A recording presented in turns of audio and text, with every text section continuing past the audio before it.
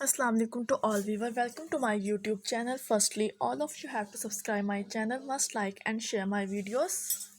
آج کا جو لیکچر ہے وہ ہے بیہیویئر لرننگ تھیریز، کرداری آموزشی نظریات کیا ہوتے ہیں۔ بیہیویئر لرننگ تھیری کیا ہوتا ہے، اس میں سے ہم پہلے ڈسکس کر لیں یہ بیہیویئر ہوتا کیا ہے۔ بیہیویئر کہتے ہیں کردار کو، ٹھیک ہے۔ آپ نے دیکھا ہوگا کہ جب آپ کسی کو آبزرو کر رہے ہوتے ہیں تو وہ اپنا بیہیویئر جو ہے وہ چینج کر لیتا ہے، تو آپ کے سامنے اس کے جو اوریجنل بیہیویئر ہے وہ نہیں آتا ہے، ٹھیک ہے۔ جو انسان کے ایکچوئل ایکشنز ہوتے ہیں اس کو بیہیویئر کہا جاتا ہے۔ جب آپ کو کوئی بھی آبزرو نہیں کر رہا ہوتا، جو آپ ایکچوئل میں ہیں وہ آپ کا بیہیویئر ہوتا ہے، کلیئر۔ کرداری ماہرین میں بالخصوص واٹسن، فرائڈ کے کسی خیال کے ہم نوا نہیں تھے، بلکہ وہ ایگو، سپر ایگو اور لاشعوری محرکات سب کو فضول سمجھتے تھے، ٹھیک ہے۔ بیہیویئر والے کیا کہتے ہیں، ان کا کوئی بھی میٹر نہیں ہے، کوئی بھی تعلق نہیں ہے۔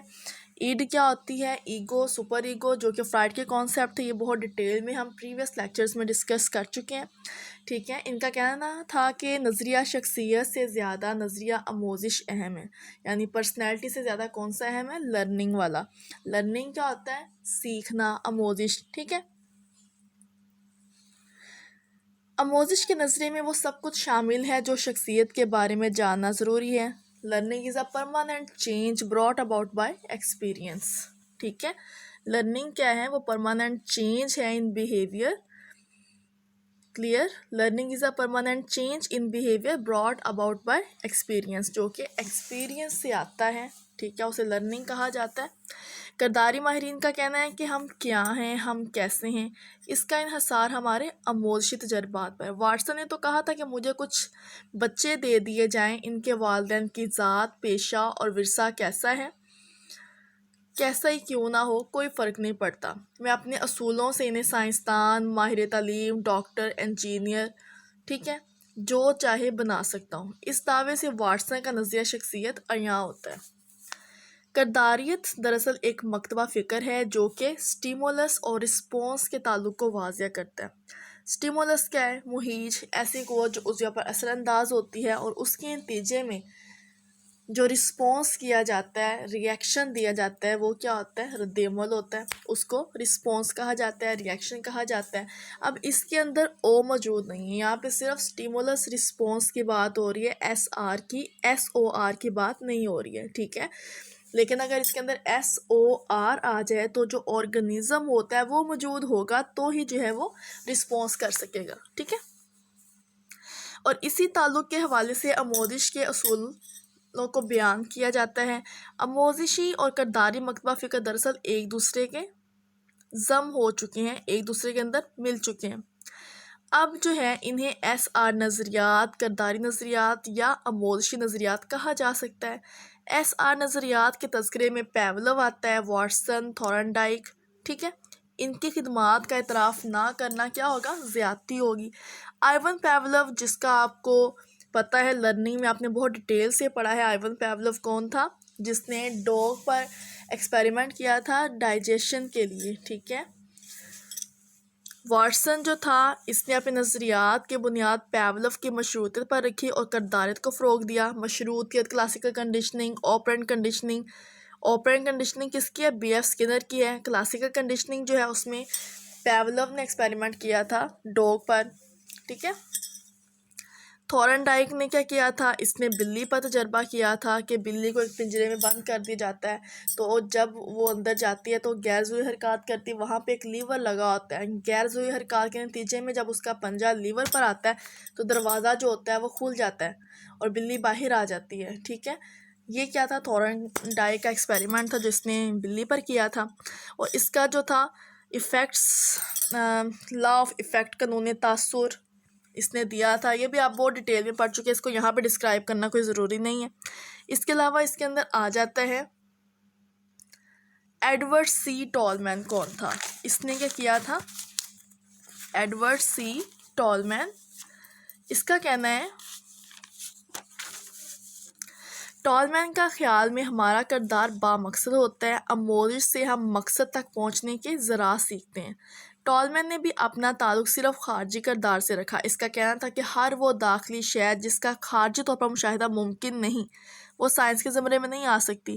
ٹھیک ہے، جس کو آبزرو نہیں کیا جا سکتا ایکسٹرنلی تو وہ کیا ہے، سائنس کے زمرے میں نہیں آتی ہے. ٹالمین نے پہلی مرتبہ انٹرویننگ ویریبل کا تصور پیش کیا. کس نے یہ پیش کیا ہے انٹرویننگ ویریبل؟ ایڈورڈ سی ٹالمین نے. ٹھیک ہے، مداخلتی متغیرہ یعنی جو چیزیں مداخلت کرتی ہیں، انٹرفیئرنس کرتی ہیں، وہ کیا ہوتا ہے انٹرویننگ ویریبلز ہوتا ہے. جب آپ جو ہے لیکچر لے رہے ہیں، باہر سے شور کی آواز آ رہی ہے، وہ کون سا ویریبل ہوگا؟ Intervening variable. ٹھیک ہے، اس کا کہنا تھا کہ ان مداخلتی متغیرات کا مشاہدہ براہ راست ممکن نہیں، اس لیے انہیں آزاد اور تابع متغیرات کے ساتھ وابستہ کرنا ضروری ہے. ٹھیک ہے، ڈیپینڈنٹ انڈیپینڈنٹ ویریبلز یہ بھی آپ پڑھ چکے ہیں.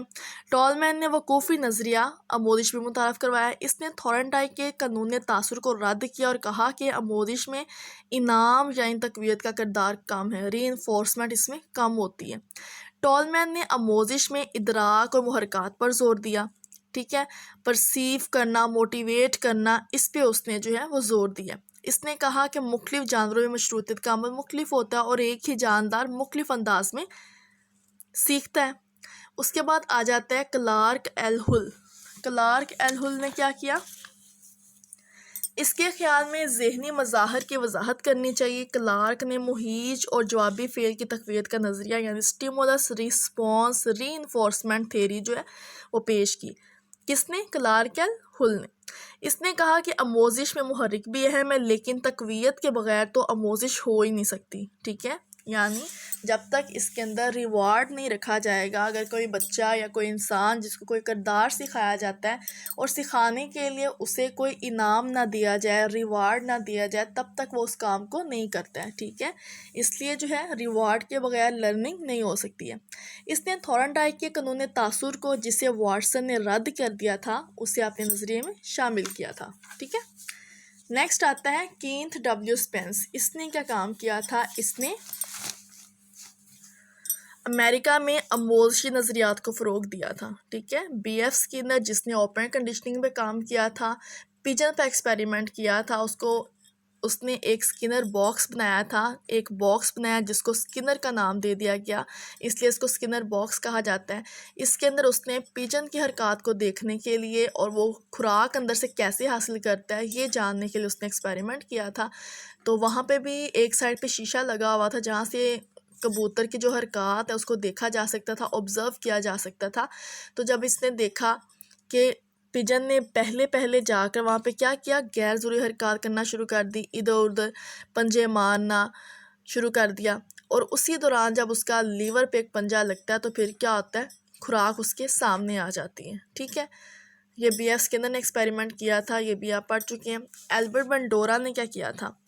ایلبرٹ بنڈورا نے سماجی آموزش کا نظریہ متعارف کروایا تھا. سوشل لرننگ تھیوری جو اس نے انٹروڈیوس کروائی تھی، یہ فرد کی اندرونی وقوفی عمل کا قائل تھا. اس کا کہنا تھا کہ ہماری شخصیت اور کردار کے بہت سے پہلو سیکھے جاتے ہیں، لیکن اس کی بنیاد مشاہدہ اور سماجی اثرات پر ہے.